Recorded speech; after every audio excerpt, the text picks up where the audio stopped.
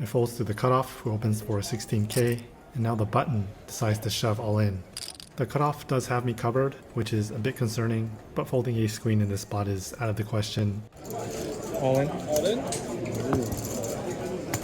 Day 3 of this main event, and out of the 671 total entrants, I'm one of the 133 players left in the field. First prize for this event is 1.2 million, which still blows my mind.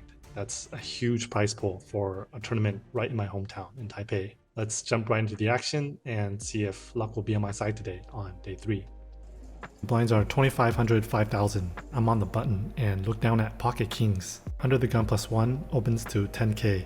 It folds around to me. This is a perfect opportunity to 3-bet, get more chips in the pot against a very strong range. But here I decided to get tricky by just flat calling. The small blind to my left was quite short stacked, and from what I gathered from the previous rounds, he was definitely ready to get it in. Unfortunately, he did not fall for the trap. Both blinds get out of the way. We go heads up to the flop of king of clubs, queen of hearts, 6 of diamonds. So I flop top set. My hand is completely disguised, but at the same time, it's difficult for my opponent to have a strong hand on this board when I hold 2 kings in my hand. But he does put out a c-bet for 9k. I decide to just call. And the turn comes the 7 of diamonds, now putting a backdoor flush draw on the board. Now he decided to check. I do want to continue building a pot in case he has a hand like ace queen or ace jack of diamonds, so I fire out 25k and he just snap folds, not even thinking about it for 1 second. Feels like quite a waste of such a strong hand, but unfortunately that's just how it goes sometimes. To get paid off, your opponent has to have a strong hand themselves or be willing to bluff, and that's just not always going to be the case. Next hand, I'm in the big blind with queen 7 offsuit. It folds around to the hijack, which is the same player that I had just flopped a set of kings against. He raises it up to 10k. It folds around to me and I make the defend. We go heads up to the flop of queen of diamonds, queen of clubs, 3 of diamonds. So another huge hand right away, flopping 3 queens. I check it over to him and he decides to check it back. The turn brings the 9 of clubs, now putting a backdoor club draw as well as putting straight draws on the board. I have to start putting chips into the pot myself.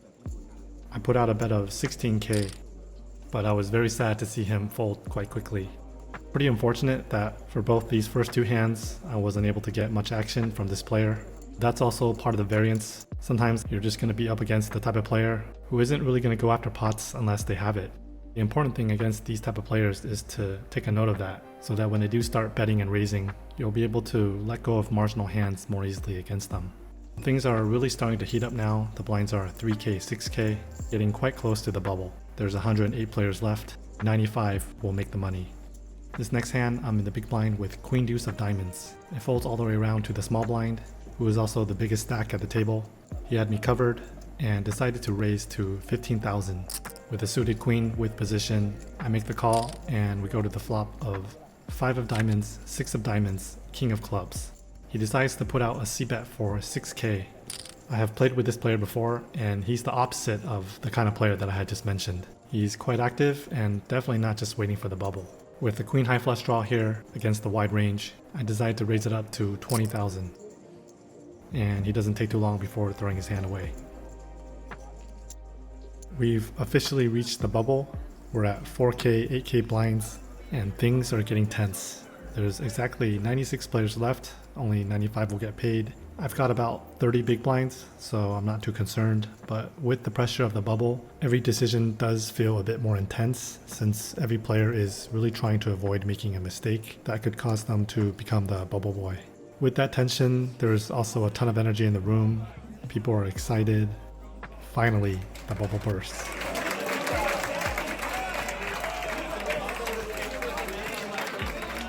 The tension lifts and we're all in the money. So not long after the bubble bursts, I look down at ace queen offsuit in the small blind.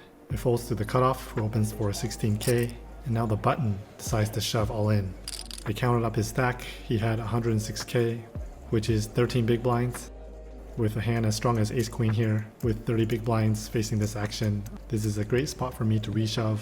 The cutoff does have me covered, which is a bit concerning, but folding ace queen in this spot is out of the question. All in? All in? I do decide to put it in. I'm glad to see the cutoff fold, and the button flips over pocket tens.